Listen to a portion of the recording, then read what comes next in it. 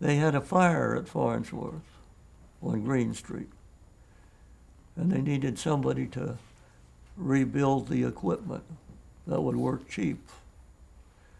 And my mother and father thought it might be better for me to work in San Francisco than on a ship. I was getting to like the ship, and maybe I was starting to drift a little bit away from a real straight line, but up to that time I'd done very well on 2 trips around the world, so I don't know. I never worried about the temptations. But the thing was that I had all that they needed right there. They needed a machinist.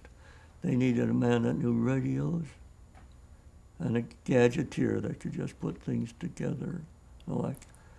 So I went to work for Farnsworth. How did they find you? Huh? How did they find you? Well, they didn't find me. My brother was working with Farnsworth, and he was laid off due to the lack of funds.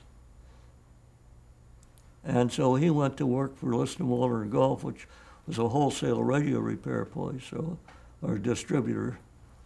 And so Toby told me about the job, and I went to see. And Don Lippincott, who was the patent attorney for Farnsworth, was a good friend of the family, and he was sort of my mentor on radio and the like. In fact, he came over to the Wednesday Women's Club and gave a lecture to them on what radio was, because he was with the Magnavox company at that time. And Don, who, I don't know, he's the one that talked me into getting the patent on what he got it, of course, for me, but on the electret microphone. But the deal was that Don had hired Toby because of the family connection, that's all. And I came along, just tagged along. And so he recommended me highly to Phil.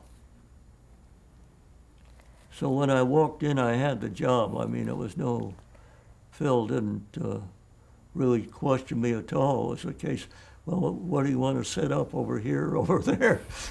And so I started to work on that then. Okay, before we go into talking about your work with Farnsworth, what did you know about television before you joined Farnsworth? Were you up on television research at that time? There was no television at that time. That was it. There was no television. There were some people working on a whirling disc with a bunch of holes in it, trying to make it work. But there was no television in the news at all. It was very little. In fact, we used to get all the news clippings on television. You'd be surprised. The first year I was there at Farnsworth, the number we got in was few. It wasn't in the news or anything else.